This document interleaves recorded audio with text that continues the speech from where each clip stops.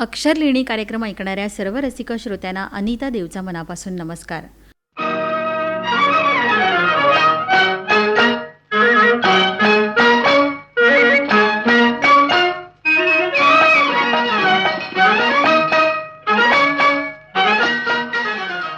श्रोतेहो, आजच्या अक्षरलेणी या साहित्यविषयक कार्यक्रमात आपण ऐकणार आहोत शांभवी बोर्डे यांनी सादर केलेल्या काही कविता.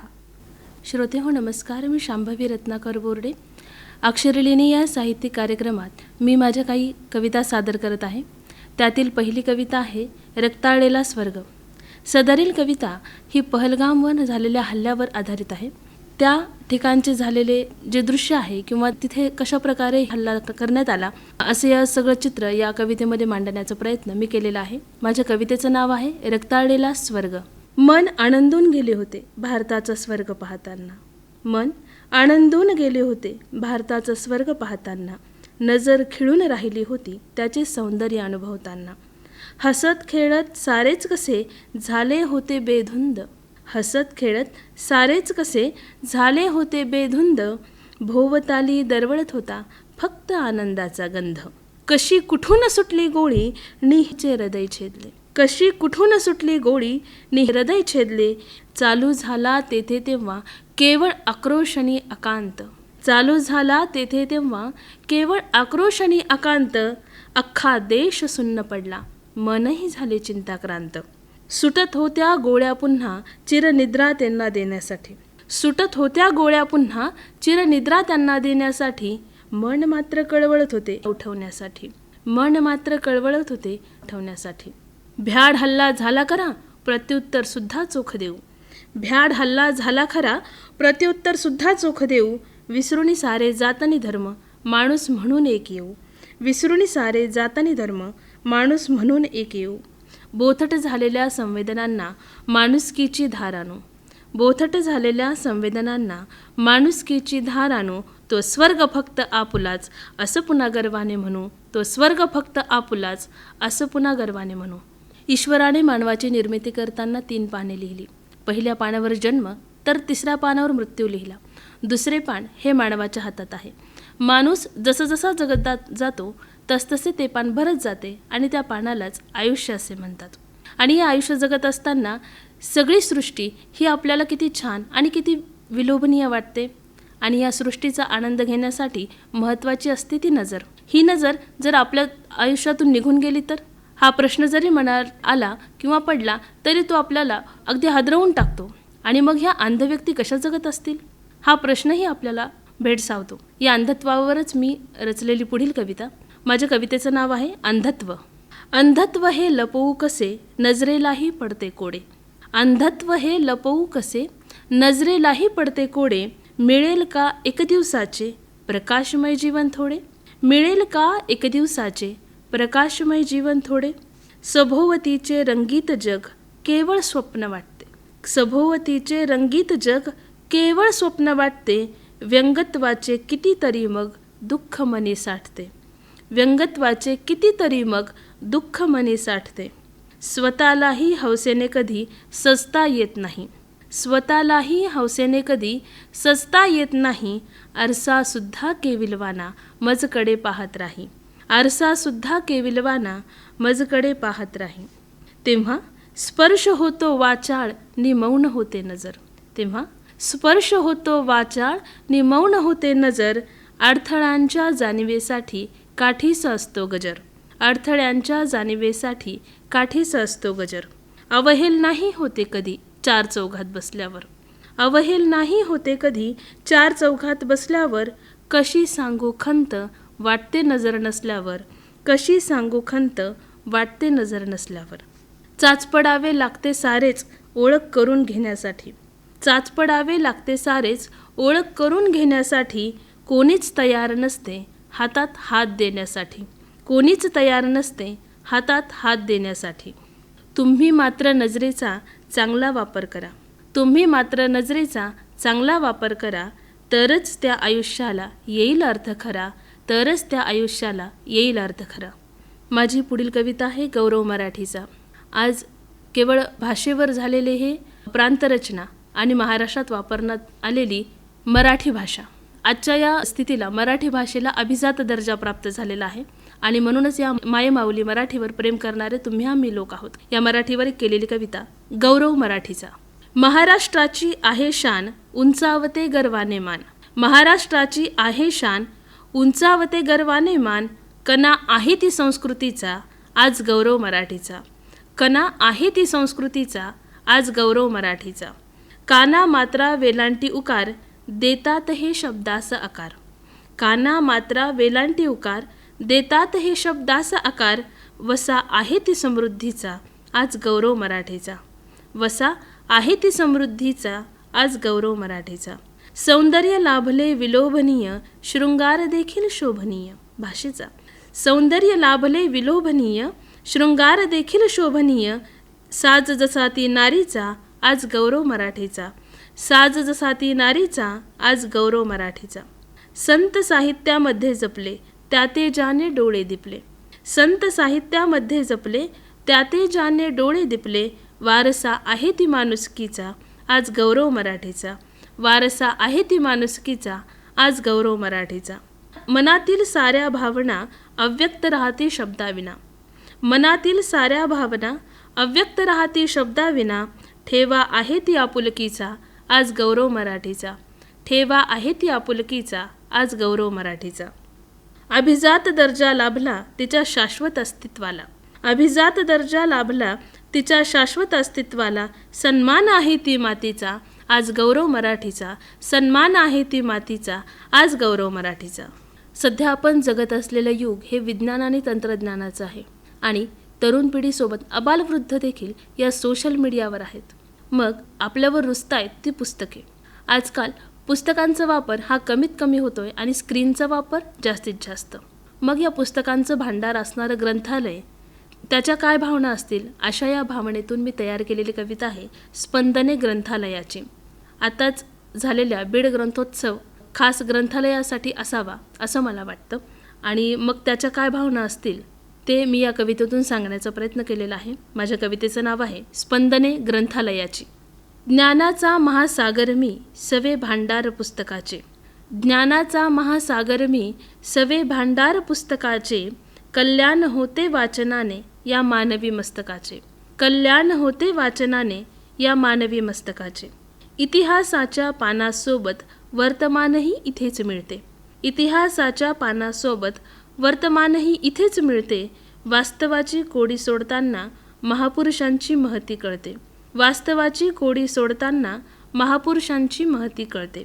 स्वप्ने साकार करण्यासाठी वळतात पाऊले इकडे, स्वप्ने साकार करण्यासाठी वळतात पाऊले इकडे, व्हावी स्वप्नपूर्ती म्हणून देवाला मीही मागतो साकडे, व्हावी स्वप्नपूर्ती म्हणून देवाला मीही मागतो साकडे. वास्तव पाहून मनाला माझ्या वाटतेय थोडी चिंता, वास्तव पाहून मनाला माझ्या वाटतेय थोडी चिंता, कृत्रिम बुद्धीच्या या जगात पेटेल का वाचनाची चिता, कृत्रिम बुद्धीच्या या जगात पेटेल का वाचनाची चिता. मीही थोडा विचार केला या बदलत्या विज्ञान युगाचा, मीही थोडा विचार केला या बदलत्या विज्ञान युगाचा, परिवर्तन करून स्वतःत थोडे चेहरा पलटावा जगाचा, परिवर्तन करून स्वतःत थोडे चेहरा पलटावा जगाचा. तुम्ही मात्र कायम ठेवा सीमा भावनेच्या वलयाची, तुम्ही मात्र कायम ठेवा सीमा भावनेच्या वलयाची, या कृत्रिम जगात कोण ऐकेल ही स्पंदने ग्रंथालयाची, या कृत्रिम जगात कोण ऐकेल ही स्पंदने ग्रंथालयाची. स्त्री जीवनामध्ये आयुष्याला कलाटणी देणाऱ्या क्षणांपैकी एक असते ते म्हणजे तिचं लग्न. आणि मग मुलीचं लग्न होताना आईच्या मनात काय भावना असतील अशी कल्पना करून मी एक कविता तयार केलेली आहे. आईचं आणि मुलीचं नातं आणि त्यावेळेला झालेली आईच्या मनाची अवस्था ती या कवितेतून सांगण्याचा प्रयत्न मी केलेला आहे. माझ्या कवितेचं नाव आहे नातं तुझं नि माझं. तुझ्याच अस्तित्वाने मातृत्व प्राप्त झाले, तुझ्याच अस्तित्वाने मातृत्व प्राप्त झाले, तुझ्याच प्रेमसरीत माझे आयुष्य न्हाले, तुझ्याच प्रेमसरीत माझे आयुष्य न्हाले. आई म्हणून हाक मारिली समजला, आई म्हणून हाक मारिली समजला, समाधान त्याचे कसे सांगू तुझला, समाधान त्याचे कसे सांगू तुझला. शर्वरीतील चांदण्यांसारखे आहे तुझे रूप. शर्वरीतील चांदण्यांसारखे आहे तुझे रूप. देवासोबत आम्हालाही तुझा हेवा वाटतो खूप. देवासोबत आम्हालाही तुझा हेवा वाटतो खूप. आठवतात आता हट्ट तुझे केलेले. आठवतात आता हट्ट तुझे केलेले. ते अपूर्ण राहिल्यास मन तुझे रुसलेले. ते अपूर्ण राहिल्यास मन तुझे रुसलेले. शाळेत जाण्याची वेगळीच घाई असायची. शाळेत जाण्याची वेगळीच घाई असायची. पाटीनी दप्तरासोबत परीसारखी दिसायची. पाटीनी दप्तरासोबत परीसारखी दिसायची. तुझं हसणं रुसणं सगळंच गोड वाटायचं.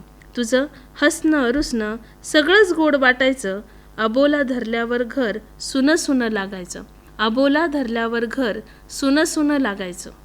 बालपण अन तारुण्याचे दिवस पटकन सरले. बालपण अन तारुण्याचे दिवस पटकन सरले. बघता बघता लाडके तुझे लग्न ठरले. बघता बघता लाडके तुझे लग्न ठरले. काळीच जड झाले सोडताना पाखरू. काळीच जड झाले सोडताना पाखरू. आज सासरी चालले माझे हे लेकरू. आज सासरी चालले माझे हे लेकरू.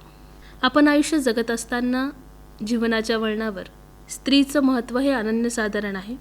कारण ज्यावेळेस आपल्या आयुष्याची सुरुवात होते तेव्हा ती जन्मदाती असते आणि या नश्वर देहाचा अंत झाला की त्याची माती होते. जन्मदाती आणि माती या दोन्हीमध्ये ती मात्र कायम असते आणि मग या तिची रूपे वेगवेगळी आपल्याला आयुष्यात पाहायला मिळतात. मग तिचं महत्त्व हे आपल्या आयुष्यात वेगवेगळ्या रूपाने ती सिद्ध करत असते. म्हणून माझ्या पुढील कवितेचं नाव आहे रूपे तिची. मातृत्वाचा आनंद देते घरालाही घरपण आणते. मातृत्वाचा आनंद देते घरालाही घरपण आणते. वडिलाचा मान राखते तेव्हा ती मुलगी असते. वडिलाचा मान राखते तेव्हा ती मुलगी असते. भावंडांची आई होते तिच्यासारखी माया करते. भावंडांची आई होते तिच्यासारखी माया करते. चुकल्यावर शिक्षाही देते तेव्हा ती बहीण असते. चुकल्यावर शिक्षाही देते तेव्हा ती बहीण असते. सुखदुःख ऐकून घेते वेळेला आधार देते. सुखदुःख ऐकून घेते वेळेला आधार देते. साथीने मन हलके होते तेव्हा ती मैत्रीण असते. साथीने मन हलके होते तेव्हा ती मैत्रीण असते. जीवनाची साथी होते संकटसमयी धीर देते. जीवनाची साथी होते संकटसमयी धीर देते. मनापासून माया करते तेव्हा ती बायको असते. मनापासून माया करते तेव्हा ती बायको असते. विश्वाचे दर्शन घडवते झेप घेण्या बळ देते. विश्वाचे दर्शन घडवते झेप घेण्या बळ देते. मारणी माया दोन्ही देते तेव्हा ती आई असते. मारणी माया दोन्ही देते तेव्हा ती आई असते. अनुभवाचे बोल बोलते जीवनाचे सार सांगते. अनुभवाचे बोल बोलते जीवनाचे सार सांगते. कथेतून आयुष्य मांडते तेव्हा ती आजी असते. कथेतून आयुष्य मांडते तेव्हा ती आजी असते. सगळी नाती निभावते सर्वांना आनंद देते. सगळी नाती निभावते सर्वांना आनंद देते. विश्वाला निर्माण करते तेव्हा ती स्त्री असते. विश्वाला निर्माण करते तेव्हा ती स्त्री असते. आपल्या आयुष्याची नाव किनाऱ्यापर्यंत न्यायची असेल तर आपले सोबत असणारे व्यक्ती हे तितकंच जिव्हाळ्याचे आपुलकीचे असतात आणि ते जपून ठेवायचे असतील तर शब्द देखील आपल्याला जपून वापरावे लागतात. खरं तर शब्द हे शस्त्र आहेत असं म्हणलं जातं. शब्द हे आधार देतात, शब्दांना धारही असते. म्हणून आपल्याला माणसं जपायचे असतील तर शब्द देखील हे तितकेच महत्त्वाचे असतात. माझ्या पुढील कवितेचं नाव आहे शब्द. शब्दच असतात पुस्तकातील शास्त्र. शब्दच असतात युद्धातील शस्त्र. शब्दच असतात पुस्तकातील शास्त्र. शब्दच असतात युद्धातील शस्त्र. शब्दांनाच असते तलवारीची धार. शब्दांतच असतो आपुलकीचा आधार. शब्दांनाच असते तलवारीची धार. शब्दातच असतो आपुलकीचा आधार. शब्दांमध्ये असतात लपलेले भाव. शब्दांमध्येच असतात सोसलेले घाव. शब्दांमध्येच असतात लपलेले भाव. शब्दांमध्येच असतात सोसलेले घाव. शब्दच असतात नात्यातील श्वास. शब्दच असतात त्यामधील विश्वास. शब्दच असतात नात्यातील श्वास. शब्दच असतात त्यामधील विश्वास. शब्दच करतात एखाद्याचा घात. शब्दच करतात संकटांवर मात. शब्दच करतात एखाद्याचा घात. शब्दच करतात संकटावर मात. शब्दांनीच मिळते जगावर वर्चस्व. शब्दांनीच मिळते जगावर वर्चस्व, शब्दच आहेत जीवनातील सर्वस्व, शब्दच आहेत जीवनातील सर्वस्व. काही वर्षांपूर्वी आपल्या देशावर, जगावर आलेलं संकट म्हणजे कोरोना व्हायरस. या कोरोना व्हायरसमध्ये अनेक घडामोडी झाल्या, अनेक अडथळे देखील निर्माण झाले. त्यामध्ये काही व्यवस्था कोलमडल्याही गेल्या. अनेक बदल यामध्ये आपल्याला दिसून आले. सगळ्यात मोठा प्रश्न होता तो शिक्षणाचा, आणि मग त्यासाठी पर्याय शोधण्यात आला, तो म्हणजे ऑनलाईन शिक्षण. या पार्श्वभूमीवर मी एक कविता केलेली आहे, जिचं नाव आहे ऑनलाईन ऑफलाईन.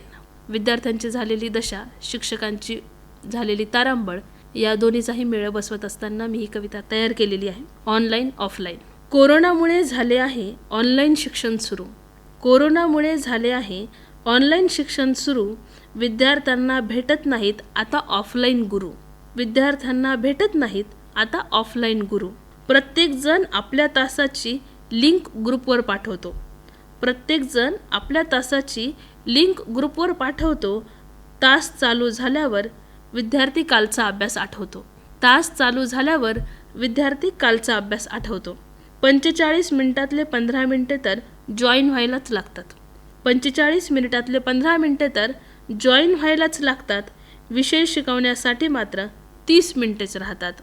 विषय शिकवण्यासाठी मात्र 30 मिनिटेच राहतात. जॉईन झाल्यावर सुद्धा गुड मॉर्निंगमध्ये वेळ जातो. जॉईन झाल्यावर सुद्धा गुड मॉर्निंगमध्ये वेळ जातो. सगळे शांत होईपर्यंत शिक्षकही प्रत्युत्तर देत राहतो. सगळे शांत होईपर्यंत शिक्षकही प्रत्युत्तर देत राहतो. कसा तरी तास चालू होतो नि मोबाईलची रेंज जाते. कसा तरी तास चालू होतो ने मोबाईलची रेंज जाते. ती पुन्हा मिळवण्यासाठी धावपळ करावी लागते. ती पुन्हा मिळवण्यासाठी धावपळ करावी लागते. अभ्यास नसेल झाला तर शिक्षक मात्र रागावतात. अभ्यास नसेल झाला तर शिक्षक मात्र रागावतात. माईक म्यूट करून त्यांना विद्यार्थीही टोमणे मारतात. माईक म्यूट करून त्यांना विद्यार्थीही टोमणे मारतात. तासाचा जर आला कंटाळा तर विद्यार्थी लेफ्ट होऊन जातो. तासाचा जर आला कंटाळा तर विद्यार्थी लेफ्ट होऊन जातो. सगळं काही सोडून देऊन व्हिडिओ गेम खेळत राहतो. सगळं काही सोडून देऊन व्हिडिओ गेम खेळत राहतो. खूप विचार केला तर ऑनलाईन शिक्षण काही खरं नाही. खूप विचार केला तर ऑनलाईन शिक्षण काही खरं नाही. विद्यार्थ्यांना एका तरी विषयाचं समजतंय का काही? विद्यार्थ्यांना एका तरी विषयाचं समजतंय का काही? ऑनलाईनपेक्षा ऑफलाईनच शिक्षण चांगलं होतं. ऑनलाईनपेक्षा ऑफलाईनच शिक्षण चांगलं होतं. कोणत्याच विद्यार्थ्याकडे शिक्षकाचं दुर्लक्ष होत नव्हतं. कोणत्याच विद्यार्थ्याकडे शिक्षकाचं दुर्लक्ष होत नव्हतं. प्रश्नाचे उत्तर नाही आले तर मार दिला जायचा. प्रश्नाचे उत्तर नाही आले तर मार दिला जायचा. दुसऱ्या दिवशी विद्यार्थीही अभ्यास करून यायचा. दुसऱ्या दिवशी विद्यार्थीही अभ्यास करून यायचा. ऑनलाईन शिक्षणामुळे शाळा ओस पडू लागल्या. ऑनलाईन शिक्षणामुळे शाळा ओस पडू लागल्या. मोबाईलमुळे जणू शिक्षणाच्या गरजा भागल्या. मोबाईलमुळे जणू शिक्षणाच्या गरजा भागल्या. भविष्याचा विचार केला तर ऑफलाईन शिक्षणच बरं आहे. भविष्याचा विचार केला तर ऑफलाईन शिक्षणच बरं आहे. त्याच शिक्षणात आपल्या उज्ज्वल यशाचं सार आहे. त्याच शिक्षणात आपल्या उज्ज्वल यशाचं सार आहे. द्या नाद सोडून या ऑनलाईन बिनलाईनचा. द्या नाद सोडून या ऑनलाईन बिनलाईनचा. शिक्षणासाठी ठेवा एकच पर्याय ऑफलाईनचा. शिक्षणासाठी ठेवा एकच पर्याय ऑफलाईनचा.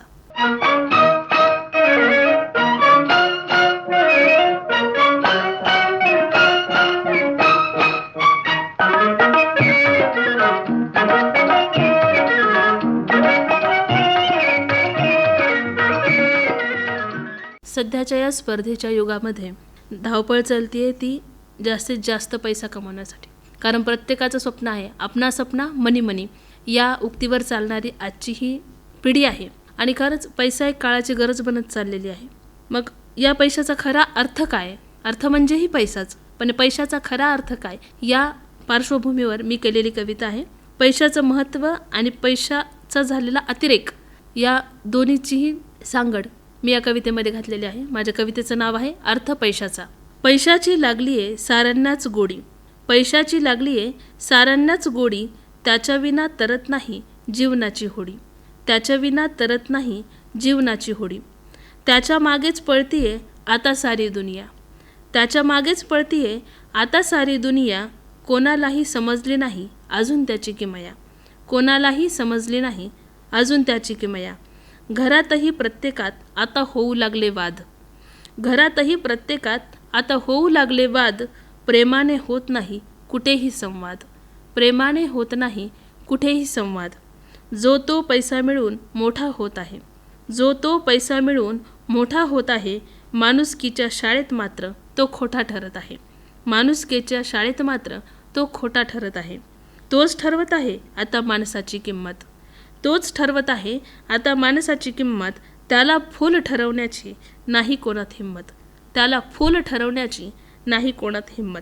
पैशानेच आता गुंग झाली आहे मती. पैशानेच आता गुंग झाली आहे मती. आपुलकीची मात्र मंद झाली आहे गती. आपुलकीची मात्र मंद झाली आहे गती. कोणीच करत नाही उधारीचा व्यवहार. कोणीच करत नाही उधारीचा व्यवहार. प्रत्येकजण करतोय आता रोखठोक कारभार. प्रत्येकजण करतोय आता रोखठोक कारभार. कागदानेच वाढत आहे माणसातला दुरावा. कागदानेच वाढत आहे माणसातला दुरावा. रखरखीत होत चाललाय नातातला ओलावा. रखरखीत होत चाललाय नातातला ओलावा. आता तरी व्हा सारे लवकर जागे.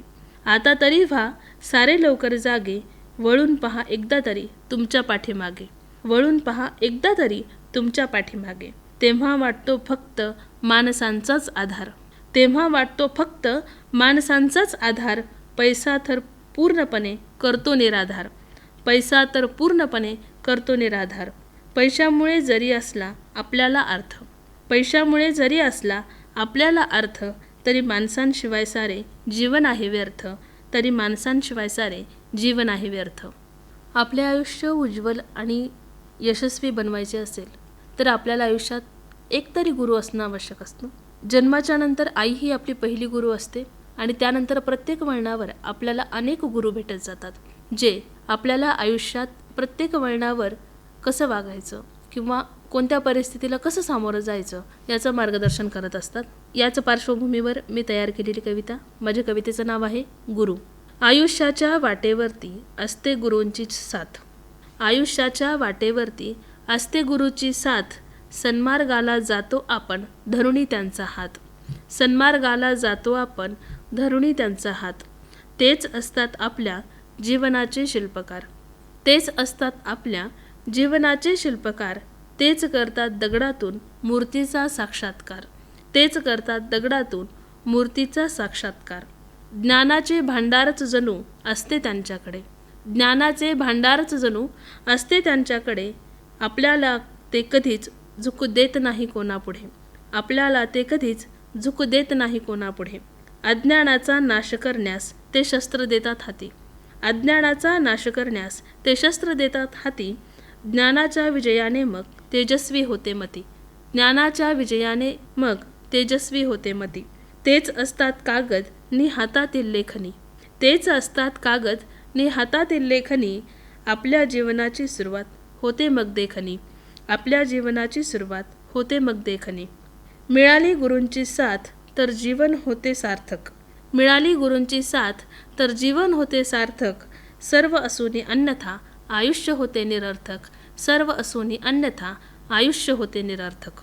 आयुष्य जगत असताना कितीतरी वर्ष येतात आणि कितीतरी वर्ष जातात. वर्षाचा शेवटचा दिवस म्हणजे 31 डिसेंबर असतो.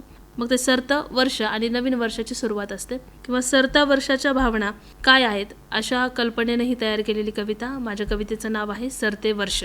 आले नवीन वर्ष आता भविष्य तुमचे घडवायला. आले नवीन वर्ष आता भविष्य तुमचे घडवायला. येताल का मला तुम्ही दारापर्यंत सोडवायला. येताल का मला तुम्ही दारापर्यंत सोडवायला. झाले असेल काही वाईट चांगले मात्र लक्षात ठेवा. झाले असेल काही वाईट चांगले मात्र लक्षात ठेवा.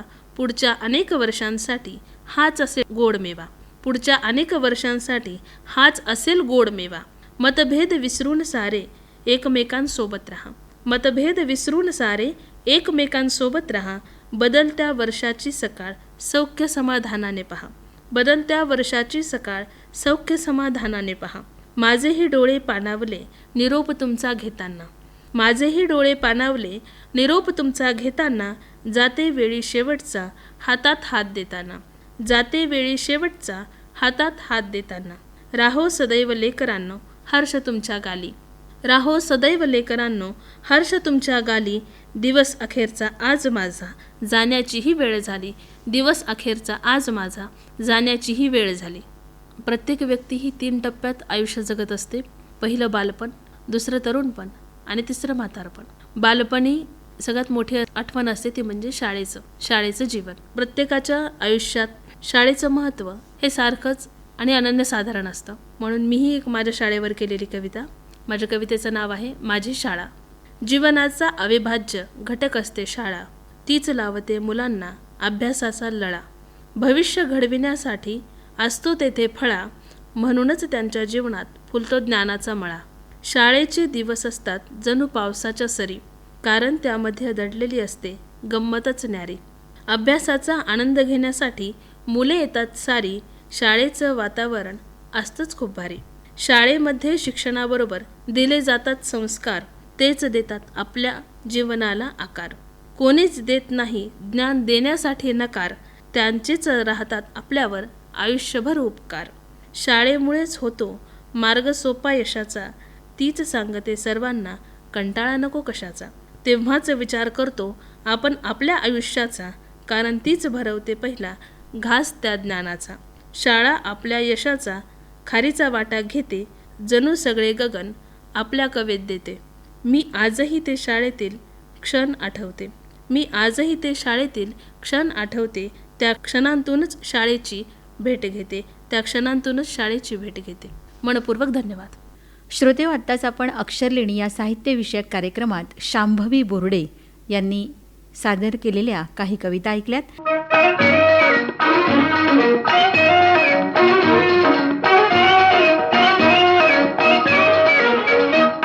या कार्यक्रमाचे सादरकर्ते होते गोपाल ठाकूर.